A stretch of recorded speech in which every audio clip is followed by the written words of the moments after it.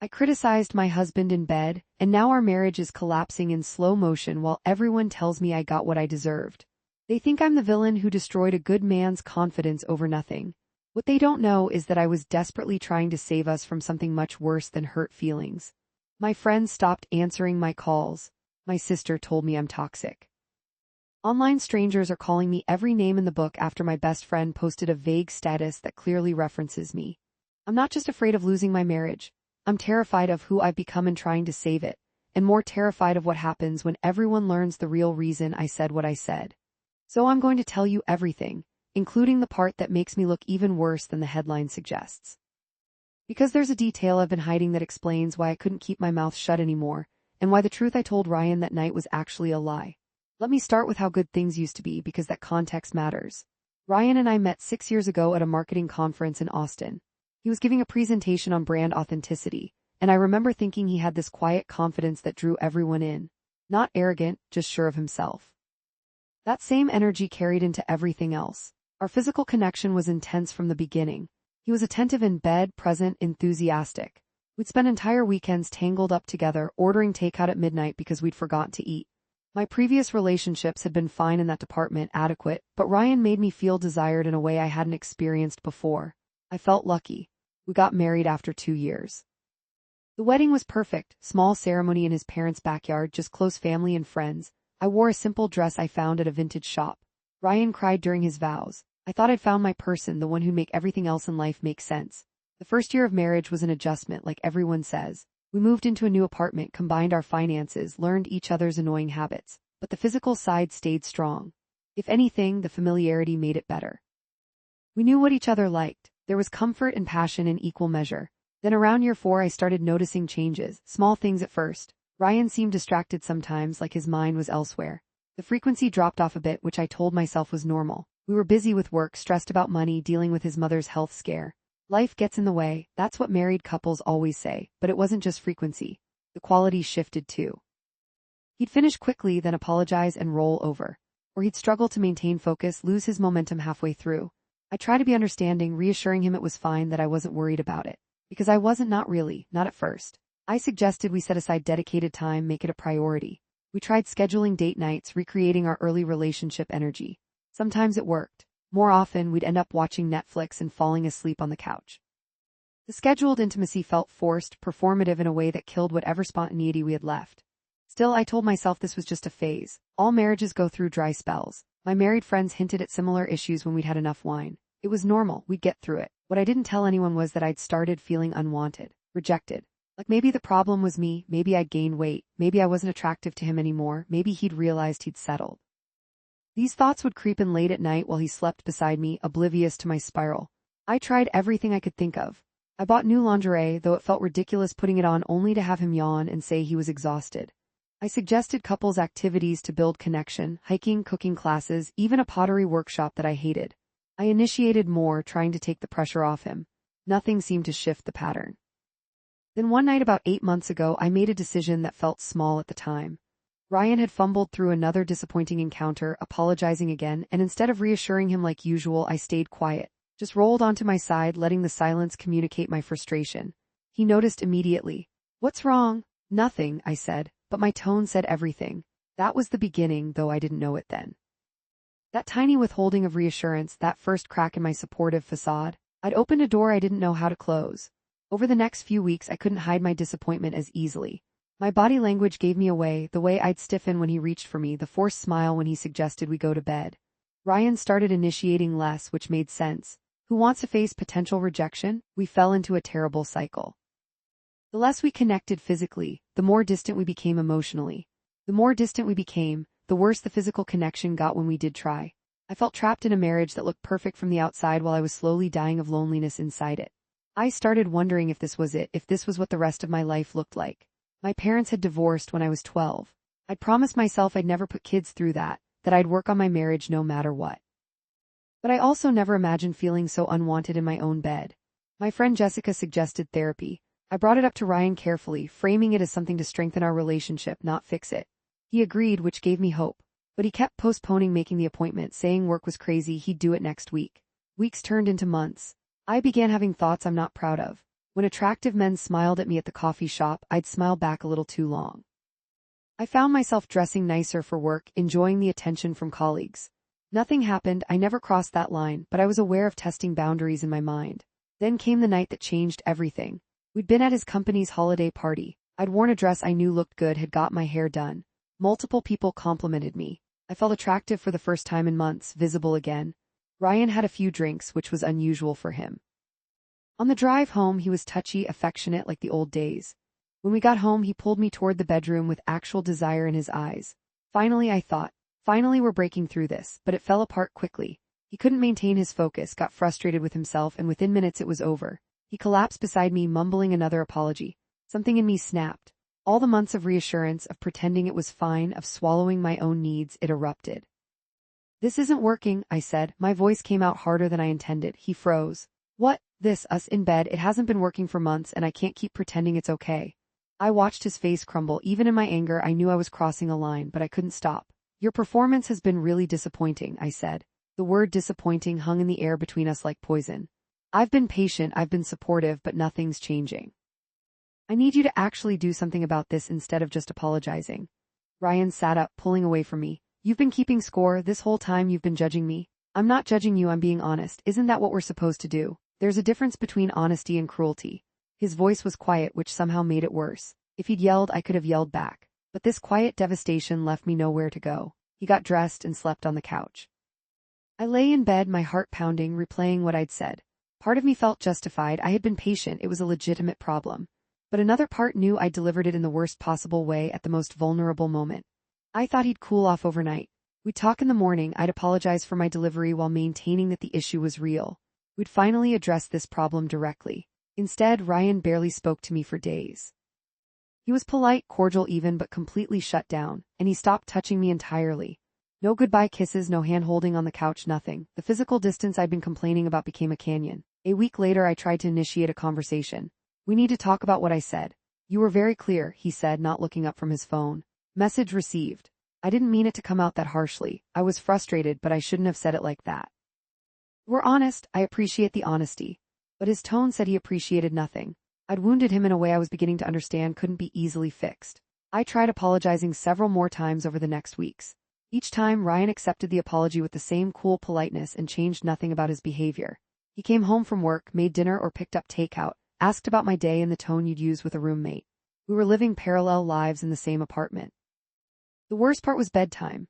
We'd gotten ready silently, climbed into bed on our respective sides and lay there in the dark, not touching. The space between us felt like miles. I'd reach out sometimes, testing, and he'd give me a brief, brotherly pat before rolling away. I was getting exactly what I'd complained about, no disappointing sex, but I'd never felt more rejected in my life. At least before, he was trying. Now he'd completely withdrawn and I was starting to panic. Here's what I haven't told anyone. The part that makes me look even worse, I didn't actually think the sex was that disappointing. It wasn't ideal, no, but it wasn't the real problem. The real problem was that I'd found something that made me question everything about Ryan. And instead of addressing it directly, I'd used our intimacy issues as a weapon, a way to hurt him because I was hurting. 3 months before that fight, I'd been looking for our insurance cards in Ryan's desk drawer. I found a prescription bottle instead. Lexapro, an antidepressant I had no idea he was taking. I stood there holding the bottle, my mind racing. Ryan had never mentioned depression, never said he was struggling, never told me he'd started medication. The prescription was 4 months old. He'd been dealing with this alone while I'd been spiraling about our sex life. I should have talked to him immediately. Asked him how he was doing, why he hadn't felt safe telling me, how I could support him. That's what a good wife would do. Instead, I put the bottle back and said nothing. Because acknowledging it meant acknowledging that our intimacy problems probably had nothing to do with me, nothing to do with attraction or desire. They were a side effect of medication he needed to function, to manage an illness he was suffering through in silence. And if I acknowledged that, I'd have to face what it said about me that I'd made his medical issue all about my ego. So I carried this secret, watching him struggle, watching us struggle, and saying nothing. When he'd apologize after disappointing encounters, I knew why it was happening. I knew it wasn't his fault. And I still let him feel inadequate because some part of me was angry that he hadn't trusted me enough to share what he was going through. The night I finally exploded at him, I knew about the medication. I knew my criticism was hitting a man who was already dealing with depression, already feeling diminished. I knew exactly how much damage those words would do. I told myself I was creating a crisis to force the conversation we needed to have. But really, I was punishing him for shutting me out, for making me feel unwanted, for being imperfect in ways I couldn't control. After that fight, Ryan withdrew completely. And I couldn't find a way to fix it without admitting I'd known about his medication all along, without revealing that my honest frustration was actually calculated cruelty. I tried everything else first. I apologized repeatedly for my delivery. I suggested therapy again, even made the appointment myself. Ryan said he'd think about it, then never confirmed he'd go. I bought his favorite foods, tried to create opportunities for us to reconnect. Nothing worked. My friend Jessica finally confronted me over coffee. "What's going on with you and Ryan? He looks miserable every time I see him." "We're going through a rough patch," I said vaguely. "Did something specific happen?" I told her a sanitized version, that I'd criticized him about our sex life, that he'd shut down, that I couldn't reach him anymore. Jessica's expression shifted from sympathetic to judgmental. "You criticized him about sex, how he performs." "It was a legitimate issue. Becca, that's like the #1 thing you never do. That's ego death territory for guys. Of course he shut down. So I'm just supposed to be unsatisfied forever. You're supposed to approach it with sensitivity. Make it about connection, about seeing a doctor together, anything but making it about his performance." Jessica shook her head. "I'm surprised he's still talking to you at all." Her judgment stung because I knew she was right. And I still couldn't tell her the full truth, that I'd known exactly what I was doing when I said it. The next week, Ryan's sister called me. "What did you do to my brother? What did he tell you?" "He won't tell me anything specific, just says you're having problems and he's not sure you can fix them. He sounds broken, Becca. I've never heard him like this. I made a mistake. I said something cruel and I'm trying to fix it." "Then fix it. He's a good man. He doesn't deserve whatever you're putting him through." I wanted to scream that he'd hidden his depression from me, that he'd been pulling away for months before I said anything. But I couldn't, because I was the one who'd weaponized his vulnerability. Ryan started coming home later from work. When I asked about it, he said he was busy on a project. But I checked our credit card statements and saw charges from bars near his office. He was drinking alone rather than coming home to me. I tried one more time to bridge the gap. I made his favorite dinner, put on music we used to love, tried to create the right atmosphere for a real conversation. "I miss you," I said when we sat down to eat. "I'm right here. You know what I mean? I miss us, the way we used to be." Ryan set down his fork. "The way we used to be. I didn't know I was disappointing you. Now I do. That changes things." I was wrong to say it like that. I was frustrated and I lashed out. "But you meant it. You've been dissatisfied with me, with us, probably for a long time. You just finally said it out loud." "That's not," I stopped myself, because it was partly true. I had been dissatisfied, just not for the reasons he thought. "I'm trying here, Ryan. I'm apologizing. I'm making an effort. You're just punishing me." "I'm protecting myself," he said quietly. "You told me I'm not good enough for you. I heard you. I'm just making sure you don't have to keep being disappointed. By never touching me again, by shutting me out completely. Would you prefer I keep trying and failing, keep giving you more reasons to judge me?" The conversation spiraled into our first real fight since the original incident. I accused him of being passive-aggressive. He accused me of being cruel and impatient. We both said things we'd regret, and he ended up leaving, saying he was staying at his friend Mark's place. He was gone for 3 days. During that time, I barely slept. I kept checking my phone, hoping for a text. I imagined him telling Mark everything, Mark telling him to leave me, the whole friend group turning against me. When he came back, he was different. Calmer but also more distant, like he'd made some kind of decision. "I think we should separate," he said. "Not divorce, just some space. I'll stay with Mark for a while and we can figure out what we want." "I don't want space, I want to fix this." "Then you should have thought about that before you eviscerated me in our bed." The word eviscerated hit me hard. That's how he'd experienced my criticism, as evisceration, and I didn't, knowing he was already struggling with depression. "Please don't go," I said. "Let's try therapy or medication or anything, just don't leave." "Medication?" His eyes narrowed. "Why would you bring up medication?" Slipped. The word had come out without thinking, revealing I knew more than I'd let on. "I just meant like couples therapy, or if you wanted to see a doctor about the physical stuff." "How long have you known?" His voice was dangerously quiet. "Known what? Don't play dumb, Becca. You found my medication. How long have you known?" My silence answered the question. "Months," he said, not a question. "You've known for months that I'm dealing with depression, that the medication affects things, and you said nothing. You just let me feel like shit about myself while you kept this secret." "You kept it secret first. You never told me you were depressed. You never said you were struggling." "Because I was ashamed." His voice cracked. "Because I thought I could handle it on my own and I didn't want you to see me as weak. And I was right to worry, wasn't I? Because the second you had ammunition, you used it against me." "That's not fair. You called me disappointing, Becca. You knew I was on medication that affects sexual function, you knew I was depressed, and you still chose that word. That specific, soul-crushing word." He was right. I'd chosen that word carefully, precisely because I knew how deeply it would cut. "I was angry," I whispered. "You shut me out and I was angry and hurt, and I wanted you to hurt too." "Well, congratulations, mission accomplished." He grabbed his keys. "I'm going to Mark's. I'll come by this weekend for more of my stuff." Ryan, please, you don't get to beg now. You made your choice when you decided to wound me instead of help me. He left. I sat on the couch crying, knowing I destroyed something I couldn't rebuild. Over the next week I spiraled. I couldn't eat, couldn't focus at work. I kept replaying every moment, every choice I'd made. My friend group started fracturing. Jessica had apparently told others a version of events, and suddenly people were taking sides. I made the mistake of posting something vague on social media. Sometimes honesty in relationships is punished instead of appreciated. Within hours, someone who knew the situation posted a response calling me out for playing victim. The comments exploded. People I barely knew were weighing in, calling me toxic, abusive, emotionally manipulative. Someone created a whole thread on Reddit about partners who destroy their spouse's sexual confidence. I was pretty sure it was about me, though details were changed. My sister called. Mom told me you and Ryan are separated. What happened? I told her my side, leaving out the medication part because I was still trying to protect some version of myself. Let me get this straight, she said. You criticized him about sex, he pulled away, and now you're mad he's protecting himself? It's more complicated than that, is it? Because it sounds like you were cruel. He responded by creating boundaries, and you're shocked he won't just forgive you. You don't understand what I was dealing with. Then explain it to me. What was so terrible that you had to destroy his confidence? I couldn't answer. Because the real answer was that I'd been dealing with my own ego, my own insecurity, and I'd prioritized that over his mental health. Ryan came by that weekend to get his things. I'd hoped we could talk, maybe find some path forward. Instead, he brought Mark with him, clearly as a buffer. I need you to tell me the truth about something, Ryan said while packing his clothes. Did you tell people about our sex life? About my problems? Just Jessica. I needed someone to talk to. And Jessica told others, and now it's all over social media with details only you would know.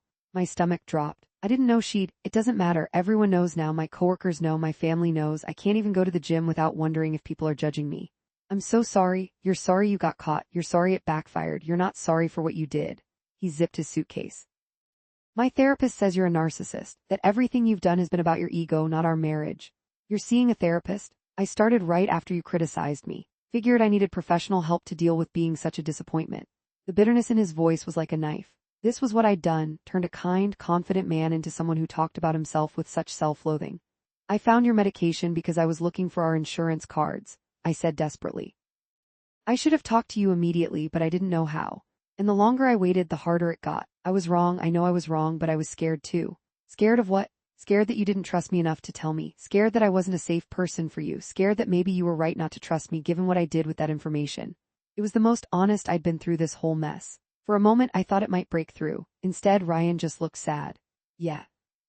You weren't safe. I was right not to trust you. And that's the saddest part of all this. My instinct to protect myself from you was correct. He left with Mark. I was alone in our apartment, surrounded by the gaps where his things used to be.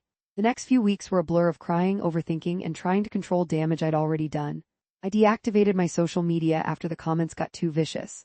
I stopped hanging out with our friend group because the judgment was too heavy. I threw myself into therapy finally. My therapist was less sympathetic than I'd hoped. You saw evidence of his depression and used it against him, she said in our second session. That's a significant breach of trust. I didn't use it against him intentionally. You criticized his sexual performance knowing it was affected by antidepressants. That's textbook intentional harm, even if you didn't consciously frame it that way. So what do I do now? You accept that you can't fix this with apologies. You can only work on understanding why you made those choices and ensure you don't repeat the pattern. I want him back though. I want to save my marriage. Why? Because you love him or because you can't stand that he's the one who left? The question haunted me. Did I want Ryan back or did I just want to not be the villain in this story? I tried writing him a letter, pouring out everything, my fear, my insecurity, my shame about what I'd done. I explained about finding the medication, about being too scared to bring it up, about making his illness about my ego. I apologized for all of it, asked if we could start over. He responded via email, I appreciate you being honest, but it doesn't change what happened. I need to focus on my own healing now. I'll be in touch about next steps for the separation. Next steps sounded ominous, like divorce steps. My mom called around this time, having heard from my sister. Your father and I didn't work out for a lot of reasons, but one of them was that we didn't know how to be kind to each other when things got hard. Don't make my mistakes. I'm trying not to, but I think I already did.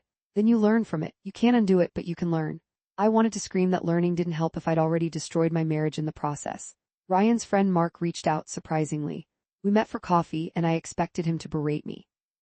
Instead, he was oddly sympathetic. Look, Ryan's my best friend, and what you did was messed up, Mark said. But he's not blameless either. He shut you out for months. He hid major health information. Yet you responded badly, but you were working with incomplete information and a lot of hurt. You're the first person who said that. Most people don't know the full story. They just know you criticized him about sex and now he's devastated. That's a compelling villain narrative. I am the villain though. Maybe you're both just people who hurt each other and don't know how to fix it. Mark's words gave me the first bit of hope I'd felt in weeks. Maybe this wasn't irredeemable. Maybe we could both own our parts and find a way back. I reached out to Ryan again, asking if we could meet to talk. He agreed reluctantly. We met at a neutral coffee shop. He looked thinner, tired. The guilt hit me fresh. Thank you for meeting me, I said. Mark said you had something important to say. I do. I want to take full responsibility for what I did, not the halfway apologies where I blame my delivery or say I was frustrated. I was cruel. I weaponized your vulnerability. I prioritized my ego over your well-being, and I'm sorry. Ryan was quiet for a long moment. I appreciate that. Is there any chance we can work through this? Actual therapy, both of us being honest, starting from scratch.